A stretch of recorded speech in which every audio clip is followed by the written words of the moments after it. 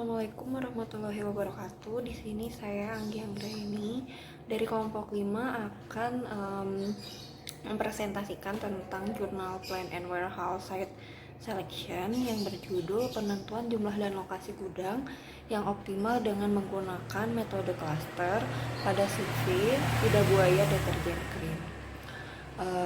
Dan yang pertama, di sini saya akan membahas tentang fenomena atau masalah. Nah, di sini ada bagaimana cara si lidah buaya ini itu untuk melakukan satu perencanaan yang baik dalam menentukan lokasi dari lokasi dan penentuan jumlah dari gudangnya agar terjadi proses distribusi yang lancar baik dari pabrik ke konsumen akhir. Selanjutnya, tujuan dari makalah ini, presentasi kali ini yaitu untuk menyelesaikan masalah dalam penentuan lokasi di gudang CV lidah buaya ini dengan menggunakan metode cluster ini untuk penentuan lokasi gudang majemuk. Dikarenakan CV lidah buaya ini mempunyai 5 buah gudang yang tersebar di Pekalongan, Purwokerto, Semarang, Magelang, dan Tasikmalaya. Lalu selanjutnya di sini ada ringkasan kerangka pemikiran. Nah, sebelum kita memasuki pembahasan tentang plan and warehouse, di sini logistik sendiri merupakan seni dan ilmu yang mengatur dan mengontrol arus barang, energi, informasi, dan sumber daya lainnya.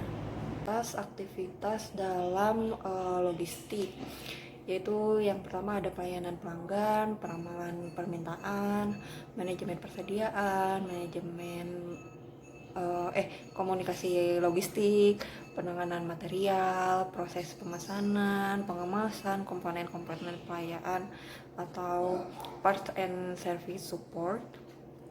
Lalu ada procurement, reverse logistik, transportasi, pergudangan, penyimpanan, dan yang akan kita bahas kali ini ada plan and warehouse site selection.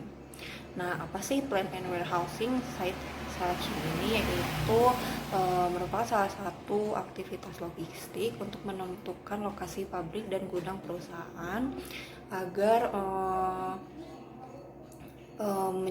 aktivitas logistik di perusahaan itu lebih efektif dan efisien. Nah, di sini ada hal-hal yang perlu diperhatikan dalam pemilihan lokasi pabrik dan tempat penyimpanan tersebut, yaitu yang pertama ada lokasi yang strategis, yang kedua lokasi yang strategis. Jadi pabrik dan gudang tersebut itu mungkin harus dekat dengan pasar atau dekat dengan bahan baku. Dan yang selanjutnya ada labor rate atau upah minimum regional. Jadi kalau misal kita ingin menentukan di mana sih gudang yang baik atau pabrik yang baik menurut kita dengan mungkin keadaan keuangan perusahaan, apakah kita akan membangun gudang tersebut di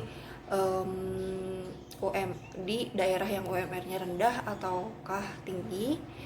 Lalu selanjutnya ada transportation, ada pajak, ada keamanan, ada hukum, ada faktor lokal, dan ada harga tanah juga, dan ada faktor. Yang pertama itu saya simpan itu jurnal utama dari pembahasan kali ini, yaitu penentuan jumlah dan lokasi gudang yang optimal dengan menggunakan metode cluster yang di dan penulisnya ini ada Sulistianingsih, Aziza Aslianti, dan Bambang Suhardi. Ini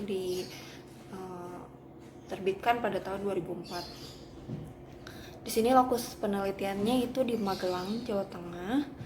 Dan di sini ada fokus penelitiannya yaitu untuk menentukan jumlah hasil lokasi gudang yang optimal pada CV lidah buaya deterjen krim. Dan metode penelitiannya di sini menggunakan metode majemuk, yaitu metode cluster. Untuk yang kedua, kita di sini ada perbandingan dengan jurnal yang kedua, yaitu dengan usulan perancangan tata letak gudang dengan menerapkan sistem manajemen warehouse. Nah, di sini persamaan dari kedua jurnal ini yaitu mereka sama-sama membahas tentang plan and warehouse site selection. Namun perbedaannya di sini terletak pada jurnal pembanding ini lebih membahas kepada material handling serta mengurangi waste juga untuk evaluasi secara berkala terhadap sistem penataan di warehouse. Dan sedangkan pada jurnal utama ini lebih menekankan kepada jumlah gudang. Dan selanjutnya ada perancangan dan implementasi warehouse management system di PT Pertamina DPPU Ngurah Rai. Nah, di sini juga sama, persamaan dari kedua jurnal tersebut sama-sama membahas tentang plan and warehousing site selection. Namun perbedaan di sini, jurnal pembanding ini menggunakan metode ERD, yaitu Entity Relationship Diagram, dan pada fokus penelitiannya di sini mempercepat lead time proses dari aktivitas penyimpanan barang dan pengiriman barang. Jelas tentu berbeda dengan jurnal utama. Dan untuk selanjutnya, jurnal selanjutnya itu ada penentuan lokasi gudang, pusat penyalur logistik dan peralatan penanggulangan bencana dengan menggunakan sistem informasi geografis. Di sini persamaannya sama-sama membahas tentang jurnal plan and warehousing site selection, namun perbedaannya di sini logistiknya itu tentang bencana alam, tentang penanggulangan bencana alam, dan metode yang digunakan juga berbeda. Dan pada fokus penelitiannya di sini itu untuk menentukan lokasi logistik, distributor pusat gudang dan peralatan tanggap bencana. Jelas di sini tentu berbeda dengan jurnal utama. Lalu selanjutnya di sini ada seleksi gudang distribusi pada rantai pasok pelumas menggunakan multi kriteria decision making. Nah, di sini sama, persamaannya sama-sama membahas tentang jurnal plan and warehouse site selection, namun perbedaannya di sini menggunakan metode wake product pada tahap kualifikasi dan menggunakan metode AHP atau analytical hierarchy process pada tahapan selanjutnya. Di sini perbedaannya juga pada fokus penelitiannya yaitu untuk melakukan proses prakualifikasi dan proses kualifikasi untuk mendapatkan prioritas gudang alternatif yang diinginkan. Jurnal selanjutnya di sini ada pengembangan model capacity maksimal covering location problem dalam penentuan lokasi pendirian gudang. Di sini persamaannya sama-sama membahas tentang plan and warehouse site selection, yaitu tentang lokasi gudang, dan perbedaannya di sini terletak pada metode, yaitu pada jurnal pembanding menggunakan metode mixed integer linear programming. Dan untuk fokus pembahasannya berbeda, yaitu pada jurnal pembanding ini membahas tentang sebuah model kapasitas maksimal covering location problem yang dapat digunakan dalam penentuan lokasi gudang untuk memaksimalkan jumlah permintaan pada perusahaan itu agar terpenuhi. Lalu selanjutnya di sini ada analisis penentuan lokasi pembangunan pabrik kerupuk gudang dengan metode faktor rating.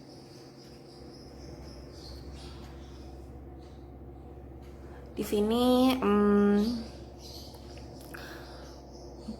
persamaannya sama-sama membahas tentang plan and warehouse site selection, dan perbedaannya terletak pada metodenya, yaitu metode factor rating yang diambil oleh jurnal pembanding ini, dan fokus penelitiannya di sini untuk menentukan faktor penentu kelayakan lokasi. Berbeda dengan jurnal utama yang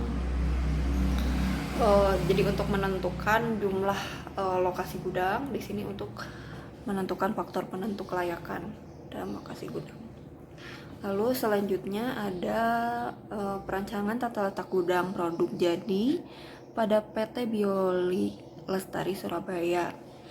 Di sini sama-sama membahas tentang Journal Plan and Warehouse Site Selection, namun ada perbedaannya yaitu di metodenya. Pada jurnal pembanding ini menggunakan metode Activity Relationship Chart, dan pada fokus penelitiannya di sini membahas untuk merancang tata letak fasilitas gudang yang baru pada gudang lama yang telah digunakan. Jelas tentu berbeda dengan jurnal utama yang akan membuat gudang baru gitu, karena kalau misalnya ini merancang fasilitas di gudang lama. Oke. Selanjutnya di sini ada perancangan ulang tata letak gudang menggunakan metode konvensional core lab dan simulasi pro model. Di sini persamaannya mereka sama-sama membahas tentang Journal Plan and Warehouse Site Selection. Dan untuk perbedaannya di sini merancang ulang tata letak, bukan menambah gudang, tapi merancang ulang dari gudang tersebut dengan menggunakan metode core lab. Dan untuk jurnal yang terakhir di sini ada penggunaan metode center of gravity dalam penentuan lokasi gudang terhadap meminimumkan biaya transportasi. Di sini persamaannya sama-sama membahas tentang Journal Plan and Warehouse Site Selection. Dan untuk perbedaannya mereka menggunakan metode Center of Gravity. Dan untuk mengetahui dengan adanya gudang di Bogor akan memperlihatkan adanya biaya transportasi yang dikeluarkan perusahaan sangat besar. Jadi tentu sangat berbeda dengan pembahasan pada jurnal. Oke, selanjutnya ada metode penelitian. Pada jurnal utama kali ini menggunakan metode cluster, yaitu merupakan pengelompokan lokasi pasar yang terdekat. Selanjutnya dilakukan analisis tentang lokasi fasilitas potensial melalui Central of Gravity. Nah, metode ini tuh mempunyai kelebihan dalam mengevaluasi letak dan jumlah gudang dibandingkan dengan metode lainnya, karena metode ini itu dapat membebankan kebutuhan terhadap lokasi fasilitas yang potensial dan dapat menganalisa dengan lebih jauh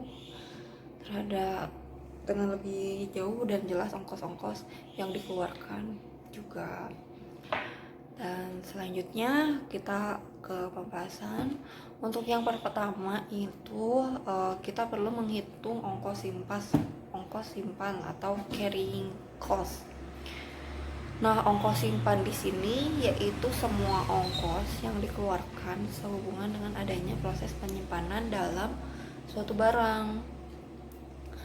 Nah, cara menghitung ongkos simpan ini yaitu koefisien ongkos simpan dikali dengan akar dari volume dibagi dengan volume. Nah, nanti kita dapat mengetahui hasil dari ongkos simpan tersebut. Pada slide selanjutnya kita dapat melihat gambaran dari struktur distribusi. Dan struktur distribusi ini dibuat untuk memudahkan dalam pengiriman sabun, dan hal ini juga dimaksudkan untuk memberikan informasi yang jelas dalam pengiriman produknya dari mulai pabrik sebagai pusat distribusi ke gudang dan juga ke agen-agen. Oke, sekian presentasi dari saya. Mohon maaf. Mohon maaf bila terdapat banyak kesalahan. Sebelumnya, Assalamualaikum warahmatullahi wabarakatuh.